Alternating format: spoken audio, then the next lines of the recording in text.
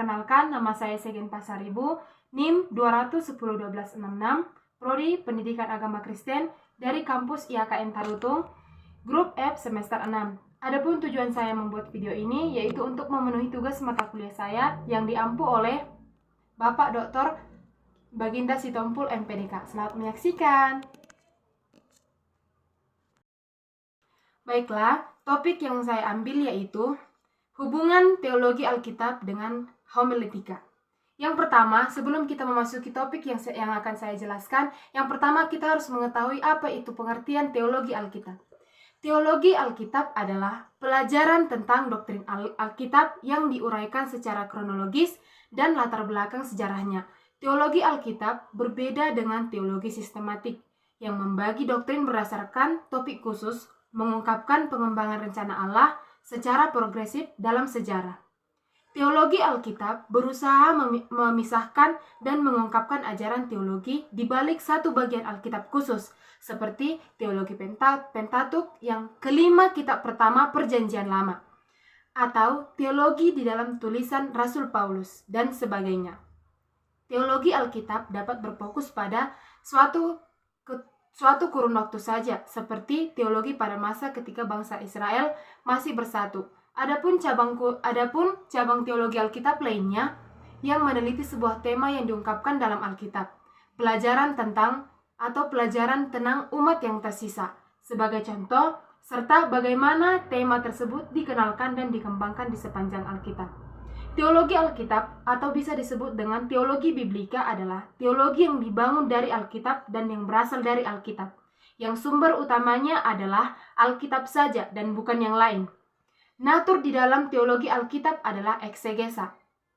Teologi Alkitab harus mempelajari apa yang dipercaya dalam konteks sejarahnya, bebas dari pengaruh denominasi, doktrin, filsafat, maupun kebudayaan, yang pada umumnya prinsip yang diperkenalkan Gabler memang benar dan perannya sangat kritis dalam pengembangan teologi Alkitab ke depannya. Nah, yang selanjutnya perlu dipahami bahwa Alkitab tidak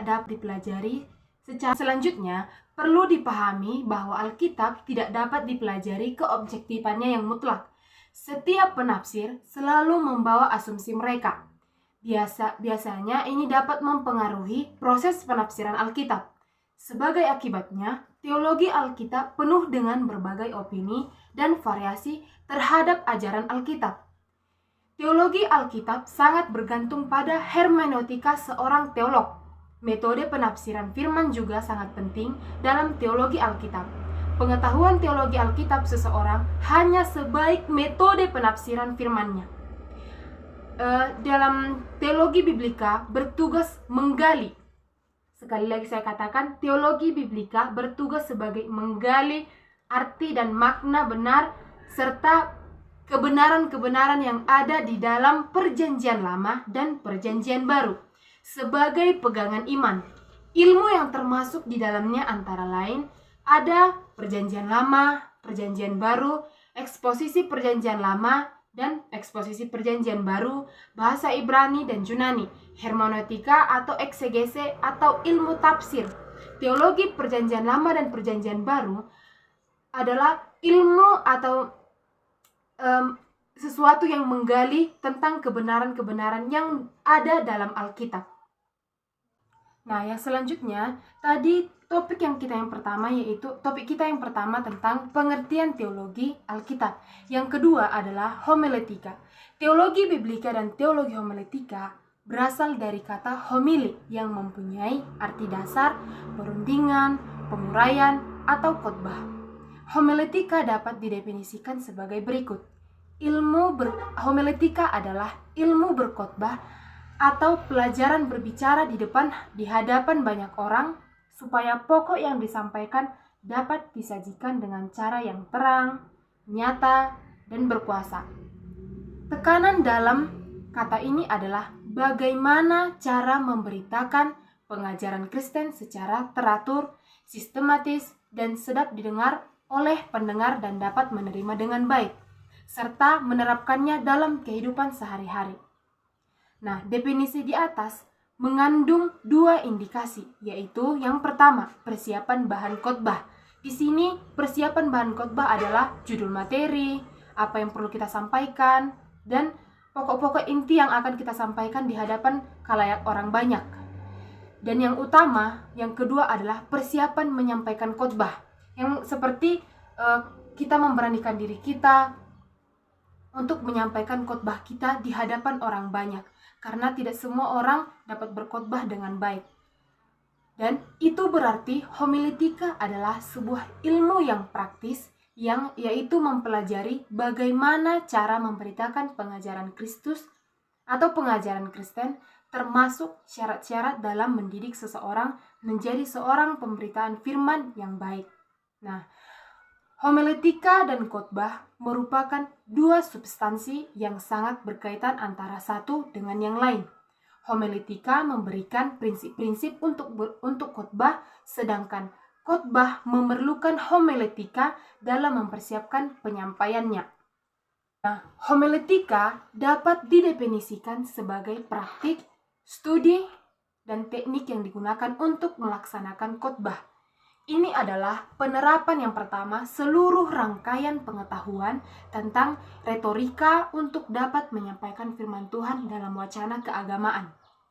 Berikut ada beberapa fungsi dan tujuan homiletika yang wajib kita ketahui sebagai seorang pelayan atau sebagai seorang homiletika atau seorang pengkhotbah. Yang pertama, manusia itu dapat mengenal Allah secara benar. Seperti kita tidak salah lagi untuk mengartikan mana yang harus kita tekuni, apakah yang ini, apakah yang itu, ataukah Allah yang benar yang mana. Yang kedua, menerangkan Yesus Kristus dan karya-karyanya yang sudah genap dan yang sempurna. Yang ketiga, mengubah kehidupan atau pertobatan. Nah, di sini seorang pengkhotbah akan memberikan sebuah wacana atau wejangan untuk mengubah kehidupan seseorang, yang bisa dikatakan sebagai pertobatan. Yang keempat, mengubah orang menjadi lebih dewasa. Di sini belajar lebih mengerti akan kehidupan untuk menuju kedewasaan yang lebih baik. Yang kelima, menghibur orang yang gelisah, khawatir, dan menderita. Ini adalah satu tugas seorang homiletika atau seorang pengkhotbah untuk menghibur orang-orang yang gelisah, khawatir, menderita.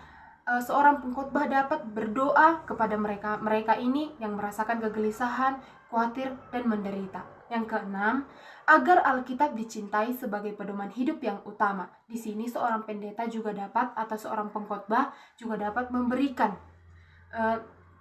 suatu wacana supaya yang mereka khotbahkan atau mereka berkhotbah kepada orang-orang banyak, supaya yang menjadi pedoman utama dalam kehidupan mereka adalah Alkitab, supaya mereka mencintai firman Allah, mencintai kehidupan Allah.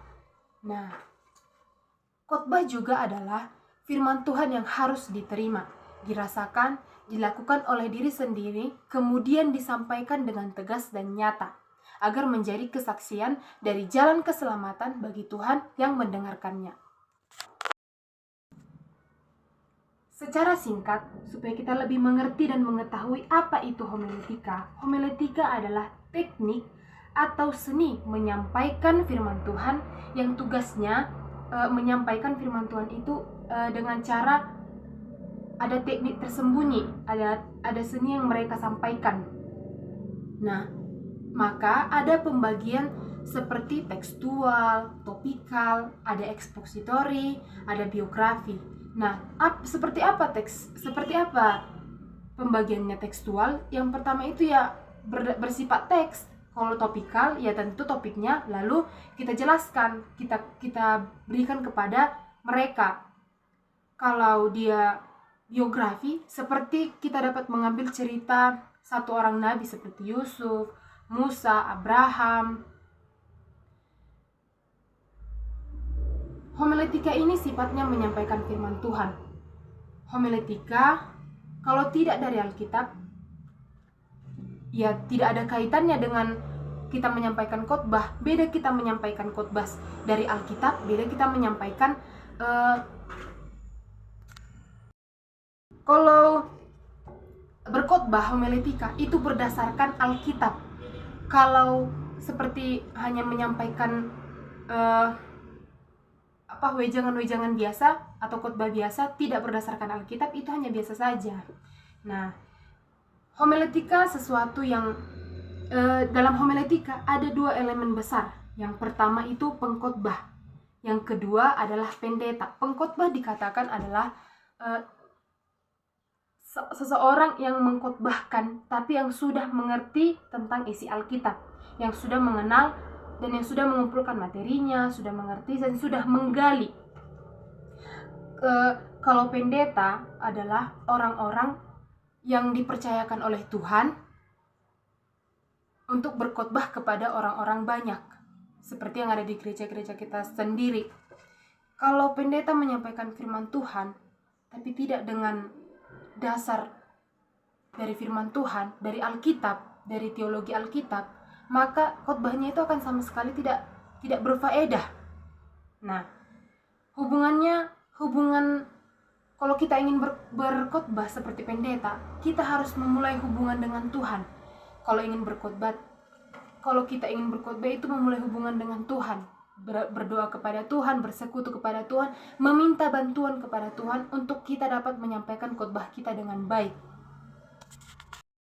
Orang yang berkhotbah, yang menjadi hakim pertama adalah Tuhan. Yang kedua baru jemaat.